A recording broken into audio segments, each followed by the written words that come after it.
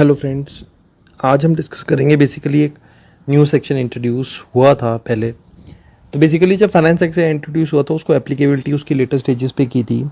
तो अब जैसे वन सेक्शन 194 एंड जो टीडीएस का बेसिकली सेक्शन है, और ये टीडीएस लगता है बेसिकली कैश विड्रॉल पे। मैं एक हल्का सा एक टीडीएस का बैकग्राउंड ज़रूर डिस्कस करूँगा यहाँ पे। हमें एक चीज़ समझनी चाहिए कि टीडीएस के किसी भी रिसिप्ट किसी भी अमाउंट के अगेंस्ट जब टीडीएस करता है तो उस अमाउंट को आपकी इनकम माना जाता है। बट ये वाला जो टीडीएस है ये करता है कैश विड्रॉल पे, मतलब आप अपने सेविंग, अपने लोन अकाउंट या फिर किसी भी करंट अकाउंट से आप कैश विड्रॉ करते हैं। कैश विड्रॉ तो किस लिमिट पे लगता है वो भी डिस्कस करेंगे। तो एक हल्का सा बैकग्राउंड पहले इस सेक्शन का मैं डिस्कस करना चाहूँगा। जब ये फाइनेंस एक्ट के थ्रू, फाइनेंस बिल के थ्रू इंट्रोड्यूस हुआ तो वहाँ पे पहले एक चीज़, कोई भी अगर कोई मिस्टेक लगती है उनको, एक्ट में कुछ रॉन्गली फ्रेम है, तो लोकसभा से उसको ओपिनियन मिलते हैं, राज्यसभा से ओपिनियन मिलते हैं। तो ये पहला ऐसा सेक्शन था जब प्रेसिडेंशियल कंसेंट के लिए गया।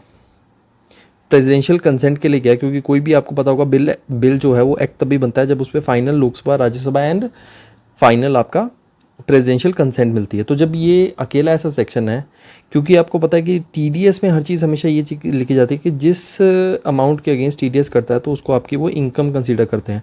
पर जब कैश विड्रॉल पे टीडीएस लग रहा है तो नेचुरली वो इनकम तो होगी नहीं। तो प्रेसिडेंशियल कंसेंट में इसको हटाया गया कि ये इनकम नहीं माना जाएगा। तो एक बार लिमिट को डिस्कस करेंगे कि लगता किस पे, कैश विड्रॉल पे। तो पहले इसकी लिमिट 1 करोड़ रखी गई थी, उसको रिड्यूस किया गया 20 लाख विद इफेक्ट फ्रॉम 1 जुलाई 2020। अगर इस चीज़ को पॉइंट को समझना है कि अगर पिछले 3 कंजिक्यूटिव ईयर, आपको एक चीज़ समझनी है कि 3 साल नहीं है, 3 कंजिक्यूटिव ईयर्स में अगर आपने अपनी इनकम टैक्स रिटर्न फाइल नहीं किया तो वो लिमिट घट के हो जाएगी 20 लाख।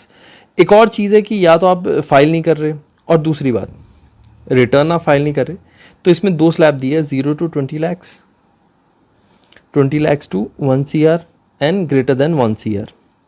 तो हमें एक चीज़ समझनी है कि यहाँ तक 20 lakhs तक देयर इज़ नो TDS।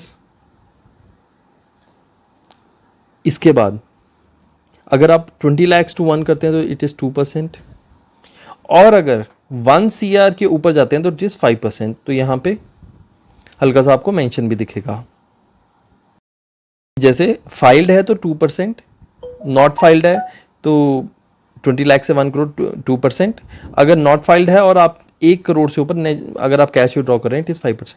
हम एक चीज़ क्लियर करनी है कि नॉर्मली बैंक में अब सपोज भी कर लो किसी के पास पुराने अमाउंट पड़ा है, किसी के पास हो सकता है कि पुरानी एफडीज हों तो उस टाइम उसको, या फिर इन्वेंट्री आई हो, तो नॉर्मली जिसका बैंक अकाउंट में 1 CR के ऊपर नेचुरली पैसे पड़े हैं तो नेचुरली इनकम टैक्स रिटर्न तो उसको मैंडेटरी है। क्योंकि नेचुरली अगर आप सेविंग अकाउंट का भी लें तो इस टाइम 3 या 4% इंटरेस्ट चल रहा है, तो 4 लाख 5 लाख और रिटर्न तो मैंडेटरी 2.5 लाख की अगर आप स्लैब से एक्सीड करते हैं तो ITR तो मैंडेटरी हो जाती है। तो नॉर्मली कुछ लोगों पे सरकार का बेसिकली हिंट है कि जो लोग कैश विड्रॉ करके कैश पेमेंटों को हिट करते हैं, क्योंकि बिजनेस की तो नॉर्मली वो 40A3 में डिसअलाउ कर देते हैं कि अगर आप 10,000 के एक्सीडिंग किसी को भी पेमेंट देते हैं तो वो डिसअलाउ रहता है। तो नेक्स्ट चीज़ हमें एक समझनी है कि ये बेसिकली कर्व किया है कैश ट्रांजैक्शन को। अब इसका एक चीज़ मैं आपसे डिस्कस करना चाहूँगा, ये इनकम टैक्स की वेबसाइट मैंने खोली हुई है, यहाँ पे आपको दिख रहा होगा verification of applicability of section 194N। जब इसमें मैं जाता हूँ तो यहाँ पे एक चीज़ मैं आपको बताया था, एप्लीकेबिलिटी नॉर्मल बैंक वाले कैसे देख रहे हैं। तो एक बार मैं नॉर्मली अपना पैन डाल के, ये मैंने जैसे कोई भी पैन डाला। दूसरी चीज़ हमें समझनी है कि इस पर कोई भी अगर इसको टेस्ट करना चाहता है कि इस पर एप्लीकेबल है तो ये OTP जाएगा, नंबर एक्टिव वाला मैं डालता हूँ 6033 तो जिस आप नंबर ज़रूरी नहीं है उसका आधार पैन वाला होना चाहिए। तो जैसे या मैं OTP जब यहाँ पे प्रेस करूँगा 40643001, तो यहाँ पे जैसे मैं सबमिट करूँगा, अब आपको ये चीज़ समझनी है, TDS is deductible at 2% if cash withdrawal exceed 1 crore. तो नॉर्मली जैसे मैंने पिछले 2 साल की रिटर्न ऑलरेडी फाइल करके रखी है तो नॉर्मली मेरे पे 2% एप्लीकेबल है। यही अगर मैंने रिटर्न पिछले 3 ईयर्स की फाइल ना की होती तो मैं इस 5% वाले स्लैब में फॉल कर जाता। तो आपको ध्यान रखना है कि नॉर्मली बैंक भी डिक्लेरेशन ले रहे हैं कि जिनके लोन अकाउंट हैं कि आप अपनी पिछले साल की ITRs प्लस कंप्यूटेशन सबमिट करें, तो उस चीज़ से आपको कैलकुलेट करना है। दूसरा एक चीज़ मैं कम्युनिकेट करना चाहता था कि GSTR 4 जो कि एक कॉम्पोजिशन टैक्स पेयर की होती है, वो एनुअल रिटर्न होती है कि जिसमें आपने जो चारों क्वार्टर्स के CMP 08 जो स्टेटमेंट होती है फाइल की होती है, उसकी एक एनुअल रिटर्न जाती है GSTR 4 में। तो प्रॉबेबली कि गवर्नमेंट को रिप्रेजेंटेशन गई है, तो प्रॉबेबल है कि वो उसकी डेट एक्सटेंड हो जाएगी, जो कि 15 जुलाई फॉल कर रही है।